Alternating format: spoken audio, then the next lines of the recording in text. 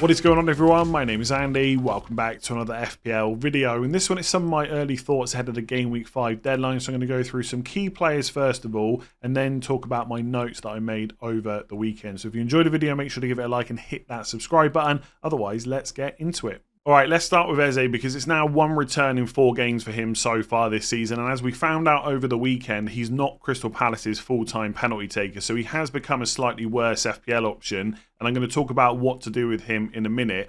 Just on the Crystal Palace penalty taking situation, this is what Glasner said. We have two. We always talk about it before. It's between Mateta and EZE. We say you decide on the pitch, talk together. Whoever feels better takes the penalty and scores the goal. That's what they did today. Now, side note, I always find it a little bit weird when clubs don't have a designated penalty taker and then a hierarchy after that. Like for Arsenal, you know, it's pretty much Saka, then probably Odegaard, then Havertz. At Man United, it's Fernandes, then Rashford.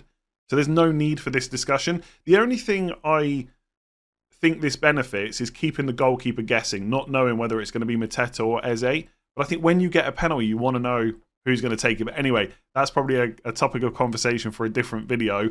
Either way, EZE is not completely off penalties, but the fact that Mateta's just taken one and scored one, and he's in such ridiculous goal-scoring form in general over the last year, I suspect he will probably also take the next one. So let's assume for now that EZE's not going to take the next couple of penalties. Does he become a must-sell? No, absolutely not. He's still a really good option, and I know people are kind of bored of me saying that, but that is how I feel about him. He's played 90 minutes every single game so far. You never have to worry about him starting. And his underlying stats are decent outside of penalties.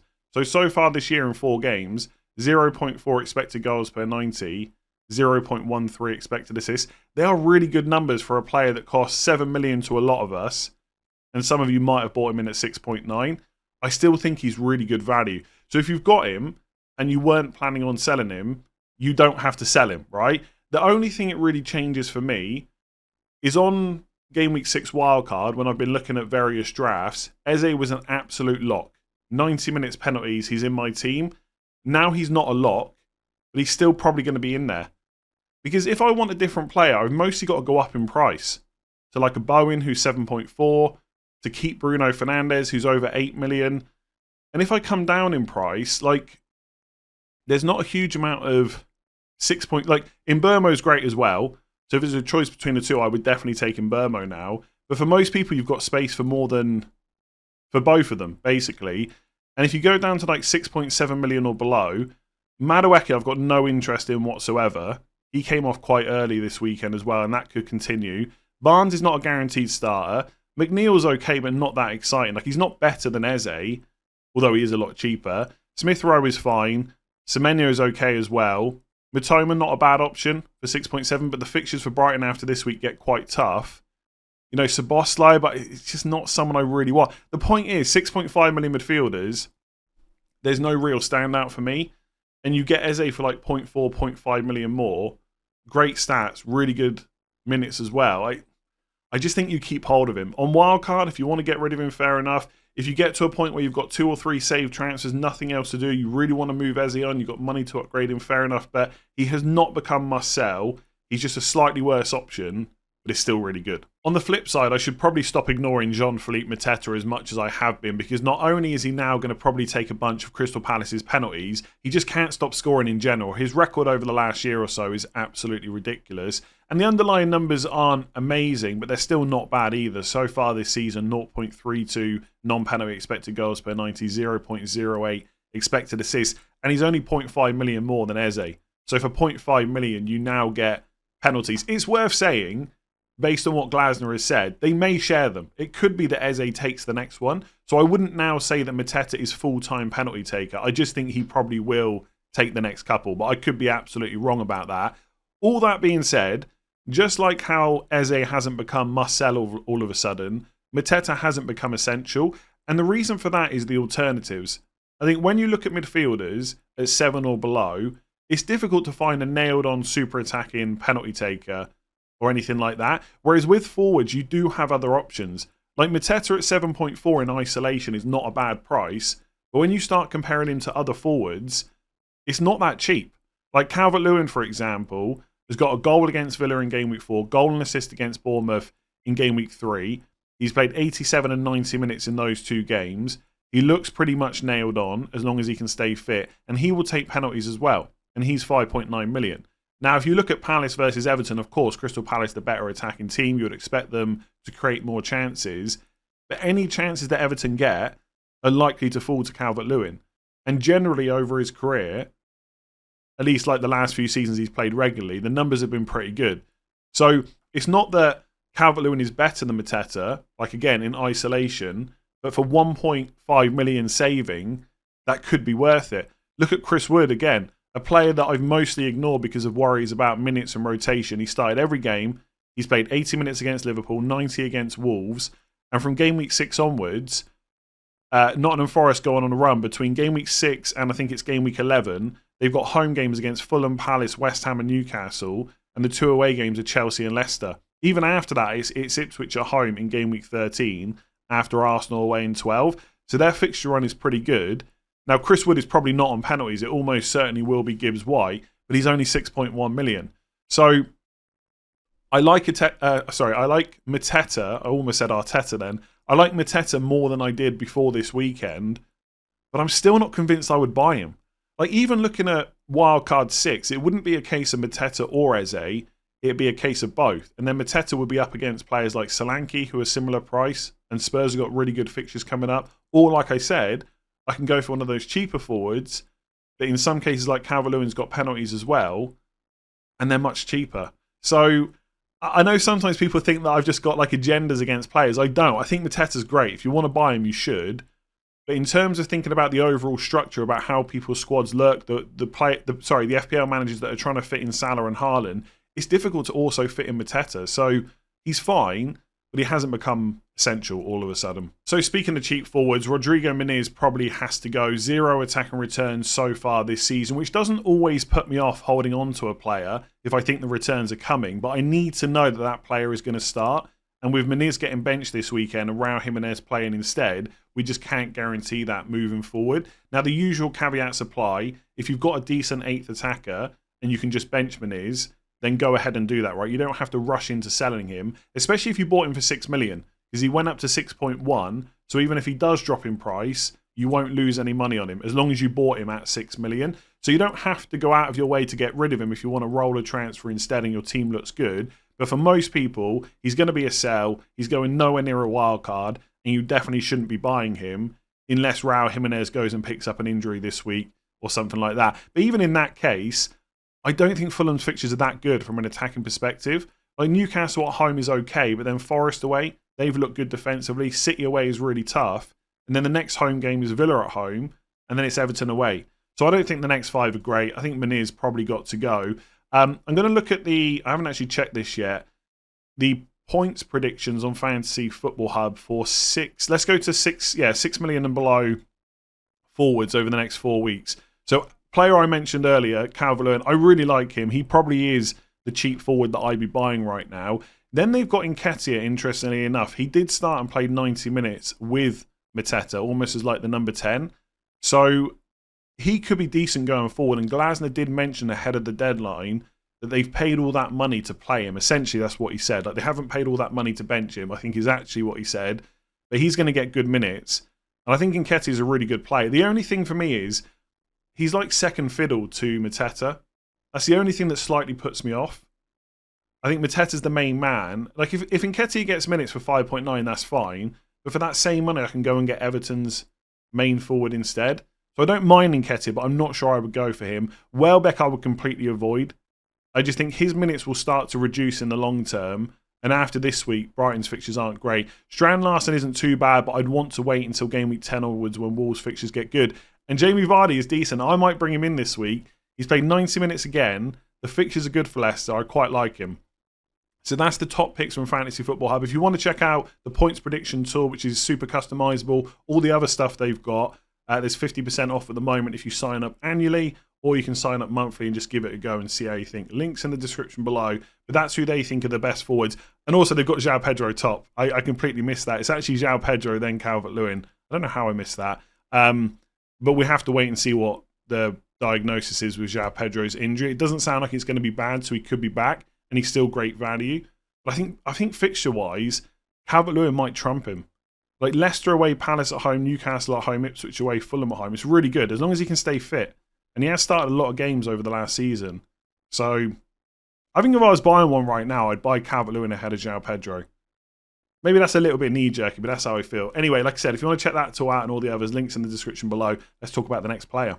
All right, let's talk about Rico Lewis next. And how many times have we been here before with Man City players where the minutes start to look good, people bring them in, and then for one reason or another, it just seems to go wrong? And it probably hasn't happened as much as we think it has, but it's happened enough where it definitely feels like a thing. And this is not a dig at anyone that buys Man City players, because the upside is definitely there. And Rico Lewis could still be an absolute bargain for 4.7 million, but it is a nice reminder that you've got to be a certain type of FPL manager to buy these Man City players that aren't Haaland, right? We know Haaland's absolutely nailed on. Most of the other players just aren't, and you've got to be prepared to deal with that. And if you're someone that is going to panic at the first sign of a benching or an early substitution, I just wouldn't go there. It's just going to give you an absolute headache. Now, if you want the promising signs from the weekend, even though Kyle Walker was in the team, Rico Lewis still started instead of Vardiol. So that's encouraging that Pep Guardiola thinks he's played so well this season that he's still got to be in the team even if he plays Kyle Walker. The problem is he then got hooked at half-time, presumably because it wasn't working as well as Pep had hoped. And I do worry that Kyle Walker played to get minutes before that Arsenal game in Game Week 5. I know they've got Champions League before that, but no matter how good Rico Lewis has been, I think Pep will always trust Kyle Walker in a big game like that. And I think he'll play right back and Vardiol will play left back and Rico Lewis won't play. Now again, that's probably not much of a problem for FPL. How many points are you really expecting against Arsenal anyway? Plus Rico Lewis is only 4.7. So he's not taking up a massive part of your budget. So although it doesn't feel great that you've only had 45 minutes against Brentford at home, I still think if you own Rico Lewis, there's absolutely no need to panic. You've probably got 3 other defenders you can play instead this week. And even in Game Week 6, when it's Newcastle away, and by the time you get to Fulham at home in 7, you'll have had 2 Premier League games. I think it's 1 Champions League and 1 Carabao Cup. So 4 more matches before you have to make a major decision. And if he drops to 4.6 and you bought him at 4.7, or he drops to 4.5, you got him at 4.6, it's not the end of the world. You might have an absolute bargain on your hands. So for me, Rico Lewis is a don't sell and probably a don't buy. Like if I was wildcarding this week or in 6, I don't think I would put him in the team because I'd be a little bit worried about the minutes. Maybe if he plays against Arsenal and in the Champions League, I'd still put him on Game Week 6 wildcard. But I think I just prefer to play safer. That's just the boring manager that I am. So yeah, it's frustrating. I don't think it's game over with him as an option. He's so cheap, he could still be excellent value. I'm just not sure I'd buy him right now. But if I had him, I'd definitely be holding on to him. So I just want to go through some notes from the weekend. As always, I might go through some of this stuff in more detail in other videos I've got planned later this week. So make sure to subscribe if you're watching on YouTube and rate 5 stars if you're listening on podcast. First thing to say, European games are back this week. So where possible, I would try and delay my transfers until closer to the Game Week 5 deadline. And obviously that applies for future game weeks as well. This doesn't mean that you can't make early transfers. There's no right or wrong here. It's just a little bit riskier when there's midweek matches. If you've got a move that you know no matter what you want to do, and you're going to be priced out if you wait, I'd still consider doing it. But where possible, I prefer to delay. It's just how I play. But it doesn't mean I won't make early transfers over the next couple of weeks when there's midweek matches. But I just wanted to make a note of that.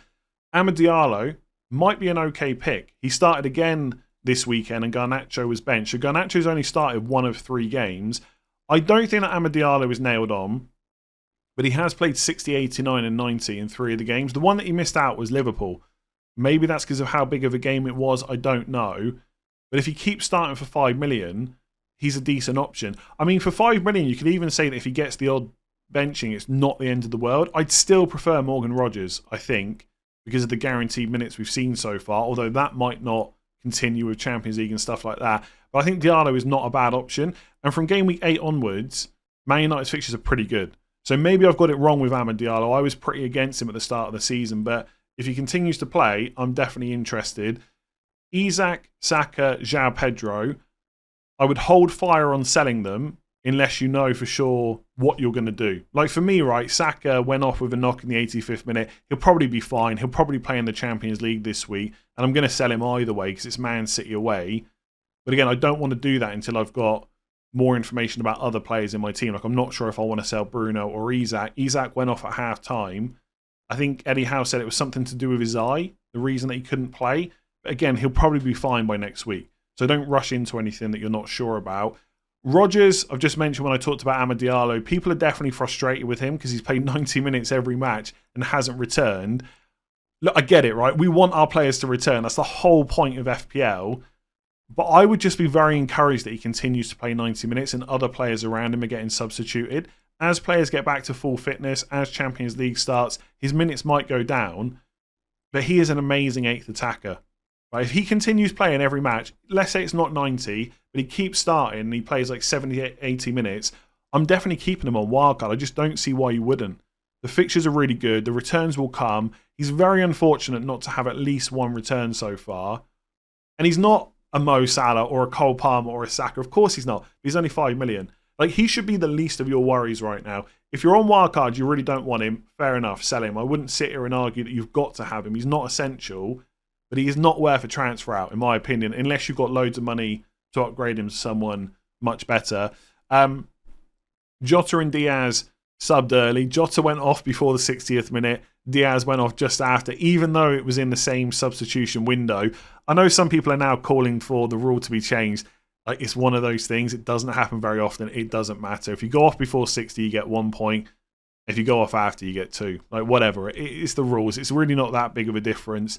In general, though, I think Jota and Diaz come under the don't buy, don't sell. Like, if I had them, I wouldn't be worried. I do think with Jota, he does seem to be almost linking the play more than he's getting into good goal-scoring positions. Now, it's a very small sample size. He's still a really good option if he keeps starting. But it does feel like Salah or Diaz is going to be more involved in the actual points than Jota is. That being said, it's Bournemouth at home. And he has started every game so far. So I'd be pretty keen to hold on to him. But he's not the kind of player that I would buy. Like, I think the next 3 for Liverpool are fine. Like, Bournemouth at home, Wolves away, Palace away. But then you've got Chelsea, Arsenal, Brighton, Villa. It's a little bit more difficult, although it is 3 home games in 4. And I just think these early substitutions will continue. And at some point, he could just get benched. And I'm just not interested in players like that, which is why I personally wouldn't buy them. But I said that at the start of the season, and they got points. So, as I always say, what do I know anyway? Evan Nielsen missed a penalty for Bournemouth. Now, he might be on the next one. But I think Iraola said that they've also got 2 penalty takers, Evan Nielsen or Kluivert. So there's a good chance Kluivert will take the next one. And he's only 5.4 million. So he's a little bit cheaper than the likes of Semenyo. But he's not as nailed on. So Kluivert's only started 3 of 4. It was only game week 1 that he missed out. And he does often get substituted early. But if he's on penalties for 5.4 and he's going to start the majority of games, he could be an option to look out for. Arsenal defence is ridiculous. I think yesterday, we know Arsenal defence is great. Said it a million times, best defence in the league. And for FPL, great because you can pretty much guarantee who's going to play, at least like Ben White, Saliba, and probably Gabriel as well, unlike Man City defenders. But yesterday was just a reminder of how good they are. Like, they just didn't give Spurs anything away from home. And I think if you weren't considering 1 or 2 Arsenal defenders, you will be soon. And Chelsea attackers, again, minutes. Like Madueke, people said after his hat-trick, like, it's his place to lose. There's no way he's going to get benched. And to be fair, he hasn't been. And I'm not sure that's going to happen anytime soon. But early subs are possible. 60 minutes against Bournemouth. Again, I just don't really have too much interest in these kind of players. I think Chelsea got so many options, it could change at some point. Like, Palmer could start on the right. Like, he was on the right in that Bournemouth game, and it didn't work that well. And I don't think Palmer is now a bad option. But everyone around him, I would just ignore. Sancho, João Felix, Madueke. I just can't see the point in going there. There's just not enough upside for me. Like, they could be great if they get brilliant minutes. Can you guarantee that? Probably not. I would need to see consistent starts for Chelsea players outside of Palmer and Jackson for 4 or 5 weeks before I was confident. And by that point, I've probably missed the points anyway. And you could say that's a downside to how I play. But also it means you don't get caught up in the hype around players that do well but are not necessarily going to continue to. And again, I don't want to sound like that's a dig at Madueke, like you shouldn't have bought him in. I still think he's a nice option. I picked him up in draft for what it's worth. But I just think in general, early substitutions like that for like Jota, Diaz, Madueke, they're a thing. And unless they do well in a limited amount of time, they're just going to get frustrating longer term. That's all I would say. I mean, as always in FPL, 90-minute players tend to be quite handy. I'll leave it there anyway, because I'm probably going to talk about some of this stuff in other videos. If you've enjoyed it, make sure to give it a like and hit that subscribe button. Make sure to check out Fantasy Football Hub using the links in the description below, and I'll catch you later for another video.